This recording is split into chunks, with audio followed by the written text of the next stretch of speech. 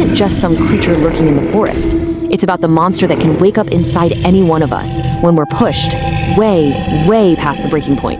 Okay, so our story kicks off in a way that feels totally normal, maybe even a little idyllic. You've got 4 friends, they're out celebrating a birthday, and they're all gathered around a campfire deep in the woods.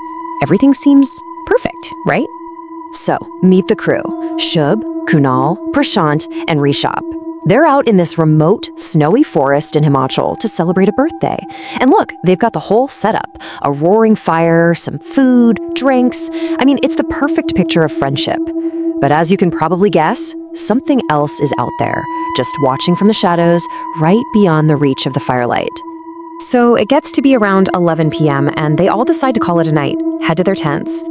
But later, deep into the night, Shub gets woken up by this weird sound. He cracks open his eyes and sees a shape, right? An unnatural silhouette just moving right outside the thin fabric wall of his tent. Yeah, the perfect night is officially over. And that vague, creepy feeling of unease, well, it's about to explode into just full-blown, absolute terror. Shub, he tries to tell himself it's just one of his buddies messing around, but this deep, cold sense of dread just washes over him. He knows. He knows it's something else. The way it's moving, it's too fast, too quiet. And then the panic really starts to kick in, as all the friends realize that whatever is out there, it's circling them. And then comes the smell. Oh man, it's this overpowering, just nauseating stench of decay, like old, rotting meat. It's a smell that has no business being in the clean, cold air of a forest. It's the smell of death, and it is getting closer. Prashant, he's got a pistol, and he decides he's had enough of this. So he and Rishabh, they step out of their tent to face whatever is lurking in the darkness. Shub hears them call out, and then a scream just rips through the absolute silence of the forest. A scream that gets cut off way too soon. Shub rushes out of his tent and he sees it. The full horror. This thing. It attacks with just unbelievable speed and ferocity. He literally watches as it sinks its long teeth into his friend's neck, just tearing out a huge chunk of flesh. See, it doesn't just kill, it tears their chests open and it starts to eat.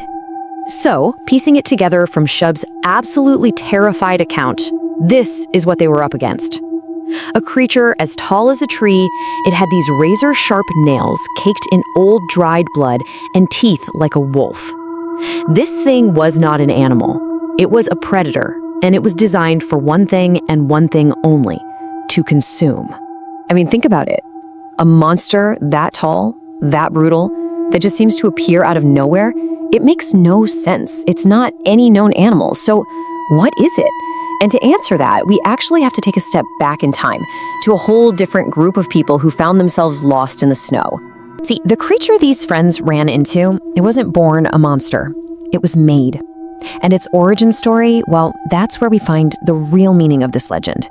It's a warning, really, about what happens when hunger, in all its forms, takes over completely. So, this is the Wendigo. The legend says it's not really a creature, but more of a malevolent spirit, a curse that infects a person. When someone is lost and starving and they commit the ultimate taboo, cannibalism, they basically open the door. They become a vessel for this thing, and they're cursed to just wander the earth with a hunger that can never, ever be satisfied. And this is exactly what happened to a man named John. He was lost for weeks, all the food was gone, and he gave in to that gnawing hunger. First, he killed and ate his friend Georgia. And then, one by one, the others followed. That single act of survival, it completely destroyed his humanity, and the monster inside him started to wake up. So as he corners his last surviving friend, Rani, she doesn't just scream for help. No, she curses him. With her dying breath, she dooms him to an eternity of the very same hunger he chose to embrace. So his desperate act to live, well, it became his eternal punishment. And this right here, this is the core of the transformation. You see, John the man was just trying to survive, but the Wendigo he became, that's the physical embodiment of that insatiable, endless hunger. His humanity was literally erased, replaced by this mindless curse that just exists to consume. Which brings us right back to our survivors, Shub and Kunal. They've just witnessed the absolute unthinkable. But believe me, their nightmare is far from over. Because here's the thing, even if you can run from the monster, something else, something worse, might just follow you. Thinking fast, Shub does something brilliant. He grabs a burning log from their campfire, and the Wendigo, for all its terrifying power, it actually backs away from the flames.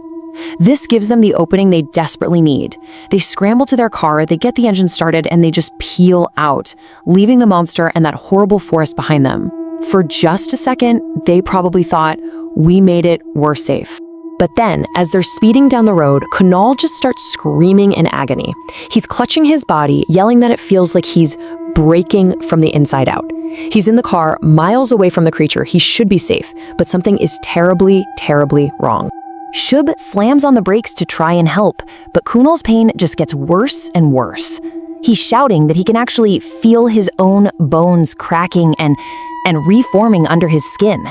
He's convulsing in the passenger seat, his whole body twisting into these awful, unnatural shapes. Shub is trying to calm him down, telling him it's okay.